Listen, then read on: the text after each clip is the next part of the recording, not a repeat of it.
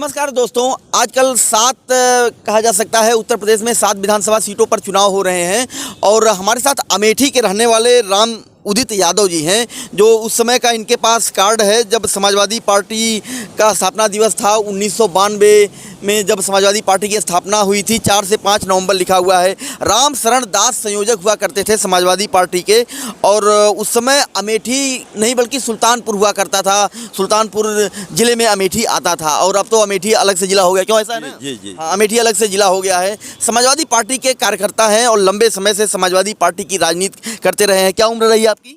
उस समय हमारी उम्र 22 साल। इस समय कितनी है? इस समय हमारी उम्र 55 साल। 55 साल उम्र है और कहा जाता है कि 55 साल की उम्र एक अच्छी खासी राजनीति से एक बड़ा करियर होता है। लेकिन किस तरीके से राजनीति बदलती है, नेता बदलते हैं और जो लोग दूर दराज के ज़िले के नेता और कार्यकर्ता होते हैं वो हाशिए पर चले जाते हैं। यह एक नमूना भी है और हम बात करके दिखाने की भी कोशिश करेंगे कि समाजवादी परिदृश्य को लेकर के, समाजवादी विचारधारा को लेकर के आपका क्या कुछ कहना है। आप ये बताइए कि वहाँ पर किस तरीके से समाजवाद की अलग आजकल चल रही है, क्योंकि वह तो एक तरीके से कांग्रेस का गढ़ माना जाता है और अमेठी और कहा जा सकता है जो रायबरेली है वह पूरा सोनिया गांधी, राहुल गांधी, संजय गांधी का गढ़ हुआ करता था। तो आप लोग वहाँ पर समाजवाद की नींव कैसे रख पाए? हम लोग उस समय वहाँ ये हैसियत थी कि वो राजाशाही क्षेत्र था, लेकिन हम लोगों ने जिस तरीके से समाजवादी पार्टी के नींव को आगे बढ़ाते हुए आज ये स्थिति पे हम लोग पहुँच गए कि अमेठी में पूरा समाजवादी मय हो गया था। हम लोगों ने आज यही देन है कि 4 विधायक थे उस समय हम जब लोग चुनाव जिता लिए थे, जहां कोई विधायक कभी नहीं हुआ करते थे। लेकिन हम लोगों की आज ये मेहनत, जिस तरीके से अमेठी के अंदर आज समाजवादी पार्टी का जलवा कायम है कि पूरा वर्चस्व है कि इस समय लोगों के दिल में केवल अखिलेश के अलावा कोई जो है नहीं दिखाई दे। तो आप लोग सीटें क्यों नहीं जीत पाते हैं अगर इतना बड़ा जलवा है वहाँ पर? आज हम लोगों को जीतने का मकसद केवल एक है कि मन मुताबिक टिकट नहीं दिया गया। कभी हम लोग समाजवादी पार्टी जो आज वर्तमान में गौरीगंज का विधायक है, कभी वहाँ समाजवादी नहीं जीती है। हम लोगों की देन थी कि नया मुसाफिर खाना जो है ब्लॉक जुड़ा और पहली बार हम लोगों ने विधायक बनाया, 3 विधायक बनाया। एक जो है अमेठी से, एक गौरीगंज से और एक तिलोई से। 3 विधायक हम लोगों ने जिता करके वो विधानसभा में भेजने का काम किया।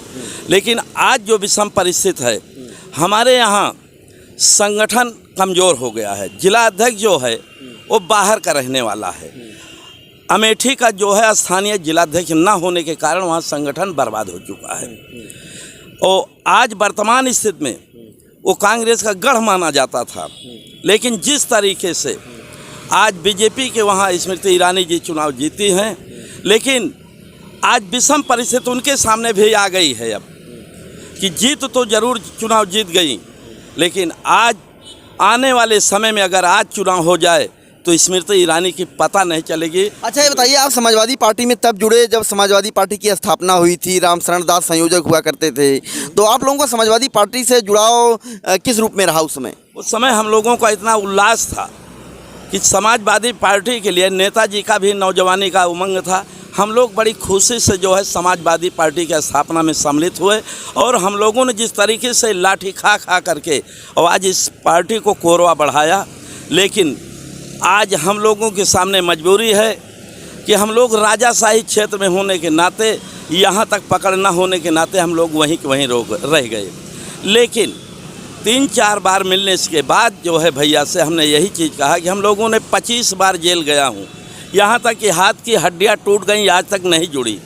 लेकिन राष्ट्रीय अध्यक्ष जी से हम लोगों ने मुलाकात की, उन्होंने कहा कि राम उदित जी धैर्य रखिए, मुझे सब पता है, कहीं ना कहीं जो है दिल में जगह मिलेगी।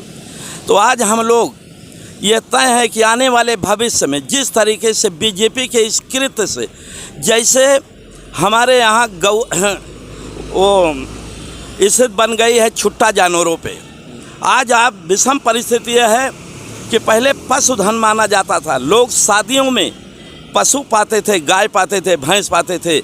लेकिन आज सोचने का विषय है कि वार सरकार, ऐसी सरकार कभी नहीं आई जिसका अंत हो गया पशुओं का इस धरती पर से, उनको कोई पूछने नहीं वाला नहीं है। आज विषम परिस्थिति यह है क्यों छूटा जानवरों से परेशान है क्या किसान वहाँ? जानवर से किसान ये विषम परिस्थिति में हैं कि दिन भर वो अपना काम कर रहे हैं और रात में अपने खेत की रखवाली कर रहे हैं। इसके बावजूद भी उनकी फसल नहीं बच रही है, सारी फसल चौपट कर रहे हैं। अच्छा ये बताइए, जब आप 1992 में राजनीति में जुड़े और आज की राजनीति में, तब और आज की राजनीति में क्या अंतर पाते हैं? आज की राजनीति में और तब की राजनीति में बहुत बड़ा फर्क है, ज़मीन आसमान का फर्क है। तब नेताओं के अंदर दिल में जगह होती थी और नेता दिल से कार्यकर्ताओं के लगन से कि आज ये मेरा कार्यकर्ता उमंग के साथ मेहनत किया है और कार्यकर्ताओं को दिल में रखते थे। आज स्थिति यह है कि नेता कान के कच्चे होते जा रहे हैं। जो चापलूस कह देते हैं नेताओं को, चापलूसों की बात ज़्यादा मानते हैं। आज यही कारण है कि हम लोग तो उस समय से राजनीति कर रहे हैं कि जब कांग्रेस जो है दरियाओं थी, हिंदुस्तान के अंदर कोई पार्टी नहीं थी। लेकिन जिस पार्टी के कार्यकर्ता टूट जाते हैं वो पार्टी समाप्त हो जाती है।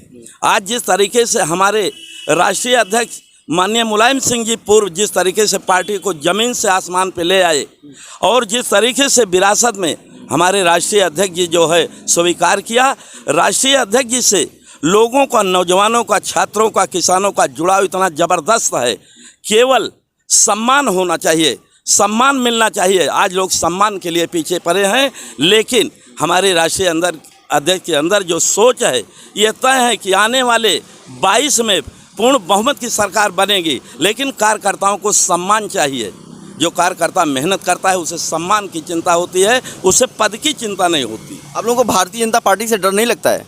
हम लोगों को वो समय से हम लोग जुड़े हैं राजनीति से, जब लोहिया जी थे। नहीं, तब तो थे, लोहिया जी थे, लेकिन आज जिस तरीके से Bharatiya Janata party clean sweep कर जाती है, सारी सीटें जीत जाती है, तो आप लोगों को डर नहीं लगता कि किस तरह सीटें जीत जाएगी? हम लोगों को केवल एक चीज़ से डर है, अगर आज भी ईवीएम की जगह अगर बैलेट पेपर से करा दिया जाए चुनाव तो बीजेपी ख़त्म हो जाएगी, हिंदुस्तान से मिट जाएगी। केवल हम लोगों को एक चीज़ का डर है, कहीं ईवीएम में ना जो है बेईमानी कर जाए। बाकी बीजेपी से हम लोगों को कोई डर नहीं, केवल एक डर है ईवीएम से, बाकी बीजेपी से कोई डर हम लोगों को नहीं है। आजकल बिहार में चुनाव हो रहा है, वहाँ पर असेंबली का इलेक्शन हो रहा है, क्या आपको लगता है वहाँ पर भी ईवीएम की गड़बड़ी हो सकती है क्या?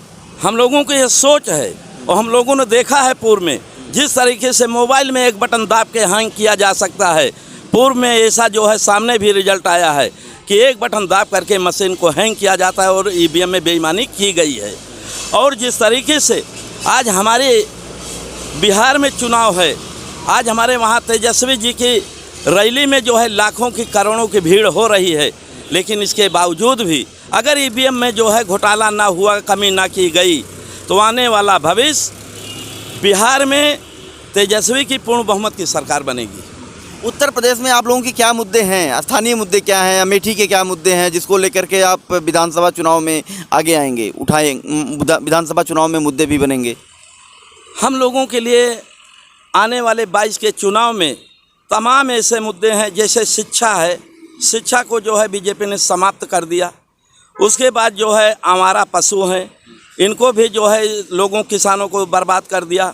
इसके बाद हमारे चाहे वो छात्र हों, चाहे नौजवान हों, चाहे किसान हों, चाहे व्यापारी हों, इनसे सब मेरा तरस हो गया है। सारे लोगों का एक केवल आवाम जो है चिल्ला रहा है कि आज की डेट में अगर आज चुनाव हो जाए। नहीं तो व्यापारी तो भाजपा के साथ खड़ा है भाई, आपके साथ व्यापारी क्यों आएगा बताओ? व्यापारी इससे आएगा मेरे साथ, जब यही जो है कांग्रेस की सरकार थी और बीजेपी की जो है विपक्ष में बैठते थे लोग, तो इन्होंने कहा जो उस समय कांग्रेस 18% जैसे जीएसटी लगाती थी और इसका विरोध बीजेपी वालों ने किया। आज वही जीएसटी को बीजेपी वालों ने 28% लगा दिया और जीएसटी का दुरुपयोग इस तरीके से किया कि वहाँ भी लगाया और जो सामान खरीदता है उसको भी जीएसटी देना पड़ता है और जहाँ से जो लेता है उसको भी देना पड़ता है, दोनों को जीएसटी देना पड़ता है।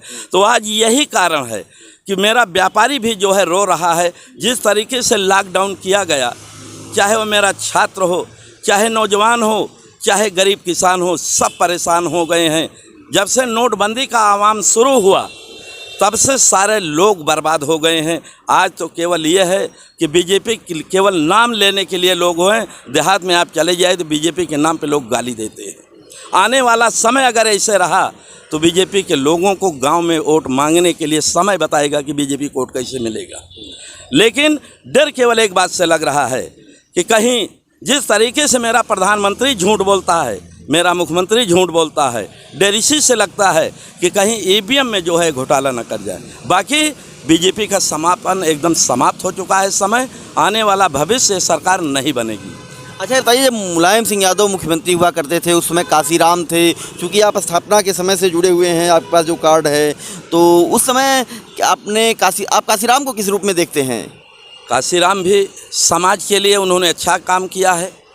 जिस तरीके से उन्होंने समाज के लिए काम किया, छात्रों के लिए काम किया, नौजवानों के लिए काम किया, काशीराम भी प्रेरणा के स्रोत हैं। वो भी जो है काफ़ी काम किया, बधाई के पात्र हैं। धन्यवाद। तो आप देखिए, एक समय था जब मुलायम सिंह यादव पार्टी की स्थापना कर रहे थे 1992, 4-5 नवंबर 1992, और यह कार्ड भी आपके पास है। यह कार्ड उस समय लोगों को बांटा गया था, प्रतिनिधि कार्ड लिखा हुआ है इसमें, और अपने आप में कहा जा सकता है कि यह एक वह पहचान है कि समाजवादी पार्टी की स्थापना से आप जुड़े हैं, और एक अपने आप में बड़ी बात है। लेकिन सवाल यह है कि जो ज़िले के या कहा जा सकता है स्थानीय नेता होते हैं, वह विकास की या कहा जा सकता है राजनीति की मुख्यधारा से कैसे पीछे छूट जाते हैं। और अमेठी में वाकई में किसी भी पार्टी के लिए राजनीतिक एक रसूख पैदा कर पाना या राजनीतिक एक वजूद बना पाना, सीटें निकाल पाना एक बड़ी चुनौती रही है, क्योंकि वहाँ पर कांग्रेस का गढ़ माना जाता रहा है। लेकिन समाजवादी पार्टी ने वहाँ पर सीटें भी निकाली हैं, और वर्तमान में आप राम उदित यादव हैं, और आपका कहना है कि एक तरीके से जो 22 का चुनाव होगा, जनता परेशान है और फिर से समाजवादी पार्टी को लाना चाहती है। हालांकि अब जनता किस तरीके से वहाँ पर समाजवादी पार्टी को चाहती है तो आने वाले समय बताएगा। लेकिन ईवीएम से डर आपको भी है, ईवीएम का डर सता रहा है कि अगर ईवीएम ने परेशान किया तो कहीं न कहीं से एक बड़ा घपला घोटाला हो सकता है। कैमरामैन नदीम के साथ फर्क इंडिया के लिए अखिलेश कृष्ण मोहन।